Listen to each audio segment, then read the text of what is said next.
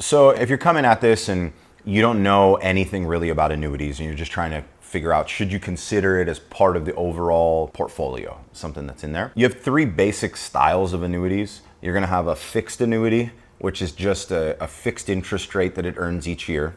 You're gonna have a variable annuity, which is buying mutual funds that are tied to the stock market. It can go up or down in value. And then you're gonna have what's called a fixed index annuity, which is sort of like those first two had a baby, right? You can't take a loss, you're guaranteed to make some type of return. Your returns are tied to how well the stock market does, but in the years it does bad, you can't take any loss. This is probably the most common of the different annuities that get purchased today. And so this becomes a place where money that you don't want to put at risk, but you want to make sure can maintain the purchasing power, keep up with inflation and stuff like that, this may be a great place for it to be. Annuities also provide tax deferral.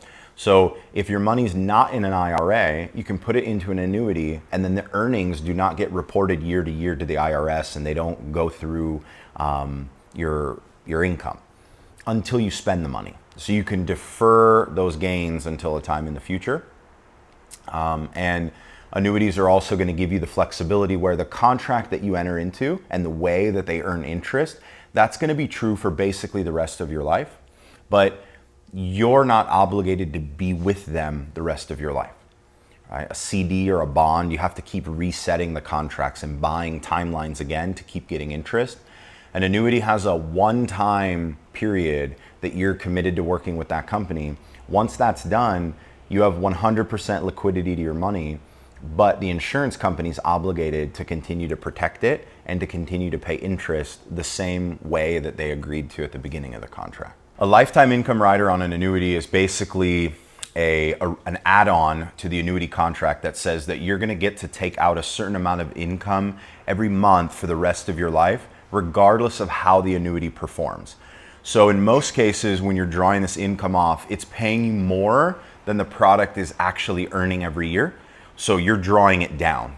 Most annuities with an income rider, you'll spend down the account value somewhere between 12 to 15 years after you start taking income, but you don't have a risk of outliving the income because the rider says that it'll pay you that income for life, guaranteed, regardless if there's any money left in the contract or not.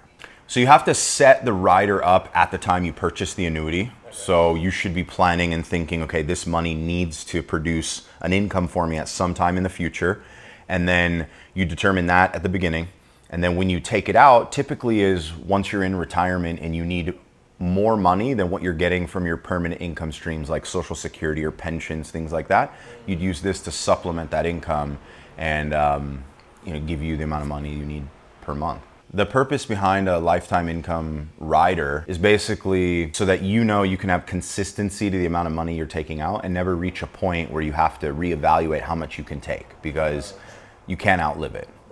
Another good feature about having this rider on there is that let's say you pass away before you've spent all the money, then whatever money's left is going to go to whoever you've named as a beneficiary. Social Security and pensions, although the income it's paying could keep paying out to your spouse when you pass away, there's no cash value. So for instance, let's just say in your lifetime you've paid into Social Security $1 million and you collect it for 5 years and then pass away. You paid into the system way more than you ever took out of the system, but now you've passed away.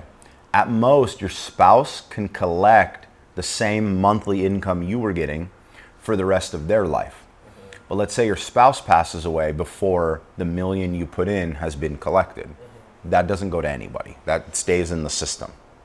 When you have an annuity with an income rider, if you have not spent down the actual principal, the pot of money, then whatever's left will go to your beneficiaries. It doesn't matter if it's your spouse, your kids, a charity, the trust, your best friend. You can leave that money to anybody.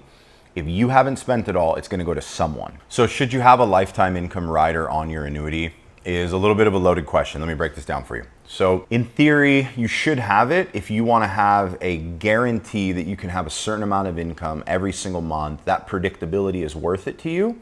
Or if you need your money to stretch further than it naturally could invested in other types of products. This is going to give you the guarantee that you can take a certain amount of income, let's just say 7 or 8% of the account value.